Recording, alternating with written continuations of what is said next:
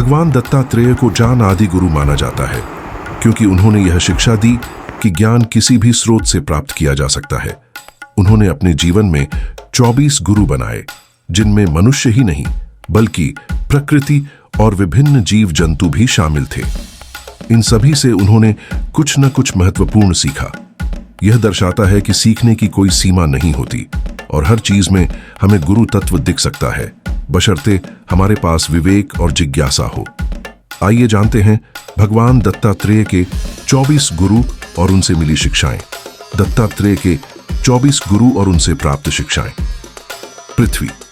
पृथ्वी से दत्तात्रेय ने सहनशीलता, क्षमा और परोपकार की शिक्षा ली।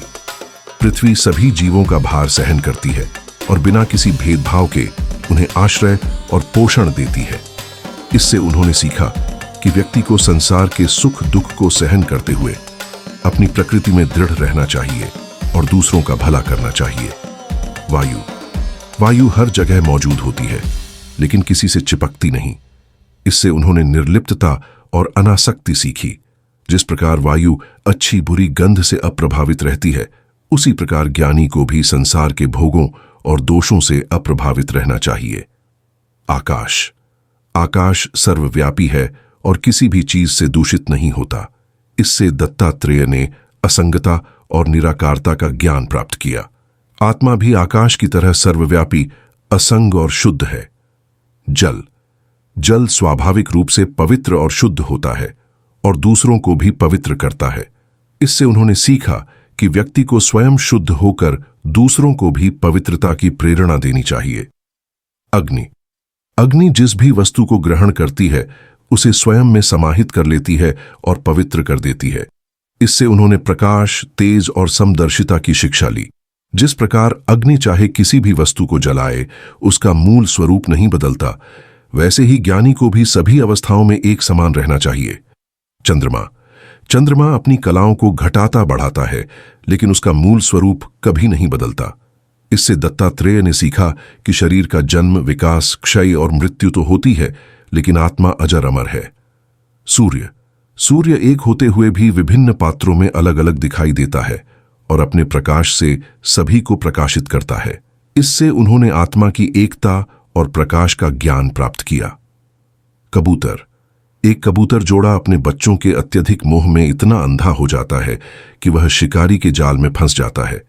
इससे दत्तात्रेय ने अत्यधिक मोह और आसक्ति से होने वाले दुखों को सीखा। अजगर बिना किसी प्रयास के जो कुछ भी मिल जाए उसी में संतोष करता है और बिना चले उसी स्थान पर रहता है। इससे उन्होंने संतोष, धैर्य और अपरिग्रह की शिक्षा ली। समुद्र की नदियां वहां हमेशा भरती रहती हैं, लेकिन वह कभी अपनी सीमा नहीं लांघता। इससे दत्तात्रेय ने शांत मन, स्थिरता और असीम गहराई का पाठ पढ़ा।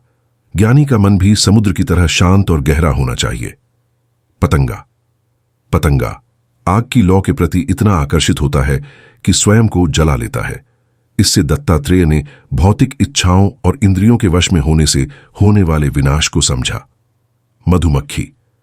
मधुमक्खी विभिन्न फूलों से थोड़ा थोड़ा रस इकट्ठा करती है और भिक्षुक भी अलग अलग घरों से थोड़ा थोड़ा भोजन ग्रहण करता है।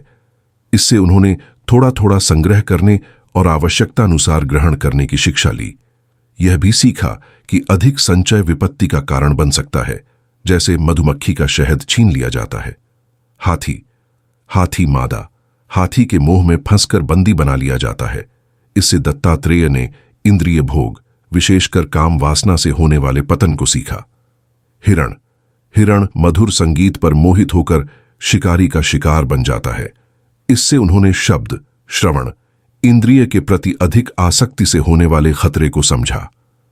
मछली कांटे में फंस जाती है क्योंकि वह स्वाद के लालच को नहीं छोड़ पाती। इससे उन्होंने जिह्वा स्वाद, इंद्रिय के वश में होने से होने वाले बंधन को सीखा। एक वेश्या पिंगला रात भर एक धनी ग्राहक का इंतजार करती रही, लेकिन कोई नहीं आया। अंत में उसने सभी आशाएं त्याग दी और ईश्वर में मन लगाया, जिससे उसे परम शांति मिली। इससे दत्तात्रेय ने निराशा से वैराग्य और सच्ची शांति की शिक्षा ली। कुरर पक्षी अपनी चोंच में मांस का टुकड़ा लेकर उड़ रहा था, जिसे देखकर दूसरे पक्षी उसका पीछा कर रहे थे। जब उसने मांस का टुकड़ा छोड़ दिया तो उसे शांति मिली। इससे उन्होंने अपरिग्रह, संग्रह न करना और त्याग से मिलने वाली शां